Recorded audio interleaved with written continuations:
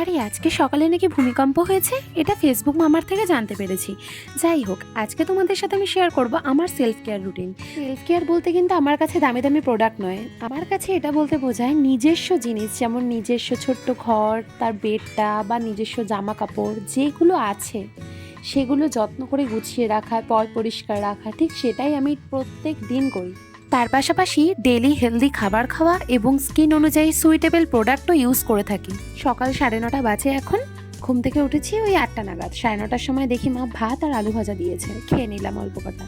খেয়ে গেলাম, অনেকগুলো কাচাকাচি করতে হবে গো আজকে, সব কাঁচা ভিজিয়ে দিয়েছি। সুন্দর করে কেচে ধুয়ে টান টান করে রোদে শুকিয়ে নেবো, কারণ এগুলোই পরের দিন আমার আবার বিছানায় পাততে হবে। হাজার একটা বেড কভার আমাদের বাড়িতে নেই, এগুলোই আমার ঘুরিয়ে ফিরে পড়তে হয় আর পাততে হয়। সাইকেল টেনেই বেরিয়ে গেছি, এসেছি ভুরু ফ্ল্যাগ করতে। পার্লার বলতে ওই বাইরে গিয়ে ভুরুটুকুই ফ্ল্যাগ করি, বাকিটা যা করার আমি বাড়িতে নিজস্ব প্রোডাক্ট কিনে করে নিই। মোটামুটি পারি এগুলো করতে আমি। আজকের মতো টাটা, সাথে থাকো, ফলো করে দিও।